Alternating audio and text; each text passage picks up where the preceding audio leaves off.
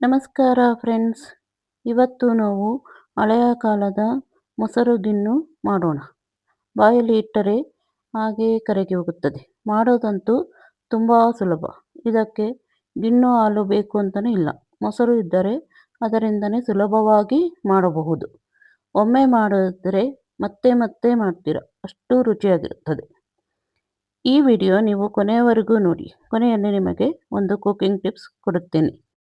ಈಗ ಗಿಣ್ಣು ಮಾಡಲು ಶುರು ಮಾಡೋಣ. ಮೊದಲಿಗೆ ಸ್ಟವ್ ಆನ್ ಮಾಡಿ ಒಂದು ಬಾಣಲೆ ಇಟ್ಟು ಬಾಣಲೆ ಬಿಸಿ ಮಾಡಿಕೊಳ್ಳಿ. ಬಾಣಲೆ ಬಿಸಿ ಆದ ನಂತರ 1 ಕಪ್ಪು ಮೊಸರು, ಸ್ವಲ್ಪ ನೀರು ಹಾಕಿ ಚೆನ್ನಾಗಿ ಬಿಸಿ ಮಾಡಿಕೊಳ್ಳಿ. ಮೊಸರು ಬಿಸಿ ಆದ ಮೇಲೆ ಸ್ವಲ್ಪ ಒಡೆದ ಥರ ಬಂದ ಮೇಲೆ ಅದಕ್ಕೆ 1 ಕಪ್ಪು ಬೆಲ್ಲ ಹಾಕಿ ಚೆನ್ನಾಗಿ ತಿರುವಿಕೊಳ್ಳಿ.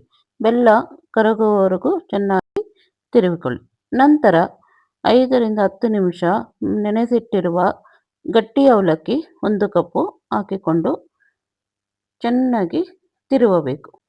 ಆಹಾ, ಈಗಲೇ ಗಿಣ್ಣು ಸುವಾಸನೆ ಬರುವುದಕ್ಕೆ ಶುರುವಾಗುತ್ತಿದೆ.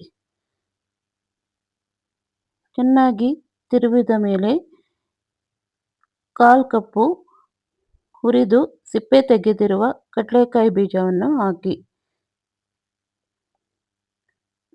ನಂತರ ಚೆನ್ನಾಗಿ ಬಾಡಿಸಿಕೊಳ್ಳಿ. ಆಹಾ, ಎಷ್ಟು ಘಮ ಘಮ ಅನ್ನುತ್ತಿದೆ ಅಂದರೆ ಈಗಲೇ ತಿಂದು ಬಿಡುವಷ್ಟು ಘಮ ಘಮ ಅನ್ನುತ್ತಿದೆ.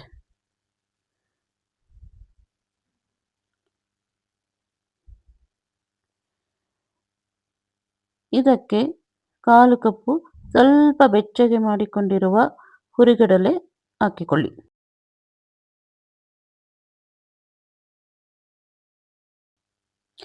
ಈಗ ಇದಕ್ಕೆ ಹುರಿದಿಟ್ಟುಕೊಂಡಿರುವ 1 ಕಪ್ಪು ರವೆಯನ್ನು ಹಾಕಿ ಚೆನ್ನಾಗಿ ತಿರುವಿಕೊಳ್ಳುತ್ತಾ ಇರಬೇಕು. ರವೆ ಗಂಟು ಆಗದಂತೆ ನೋಡಿಕೊಂಡು ತಿರುವುತ್ತಾ ಇರಿ. ಹಾಗೆ ಇದು ಒಂದು ಗಟ್ಟಿಯಾದ ಹದಕ್ಕೆ ಬರುತ್ತದೆ. ರವೆ ಸ್ವಲ್ಪನೂ ಗಂಟು ಆಗಬಾರದು.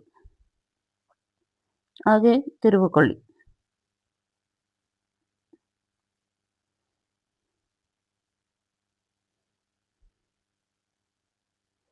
ಈಗ ಮಿಕ್ಕಿರೋ ಎಲ್ಲ ರವೆಯನ್ನು ಹಾಕಿ ಚೆನ್ನಾಗಿ ತಿರುವಿಕೊಳ್ಳಿ. ಈಗ ಇದಕ್ಕೆ ಸ್ವಲ್ಪ ಏಲಕ್ಕಿ ಪುಡಿ ಹಾಕಿ.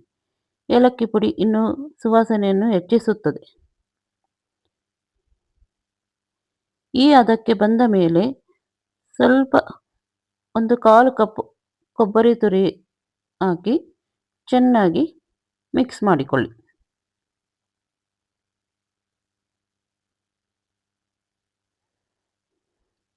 ಅಬ್ಬಾ, ಗಿಣ್ಣಿನ ಸುವಾಸನೆ ಅಂತೂ ನೆಕ್ಸ್ಟ್ ಲೆವೆಲ್.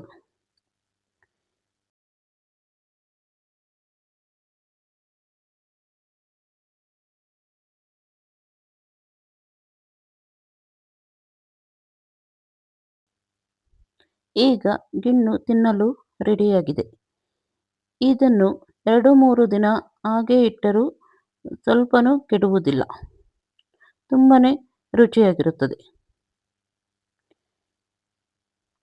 ಈಗ ಕುಕಿಂಗ್ ಟಿಪ್ಸ್ ಹೇಳುವ ಸಮಯ.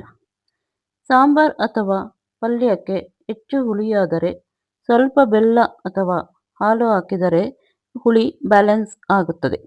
ಈ ವಿಡಿಯೋ ನಿಮಗೆ ಇಷ್ಟವಾದರೆ ಲೈಕ್ ಮಾಡಿ, ಶೇರ್ ಮಾಡಿ. ಇನ್ನಷ್ಟು ರುಚಿಕರವಾದ ರೆಸಿಪಿಗಳಿಗಾಗಿ ಚಾನೆಲ್ ಸಬ್ಸ್ಕ್ರೈಬ್ ಮಾಡಿ, ಬೆಲ್ ಐಕಾನ್ ಅನ್ನು ಒತ್ತುವುದನ್ನು ಮರೆಯಬೇಡಿ. Thank you.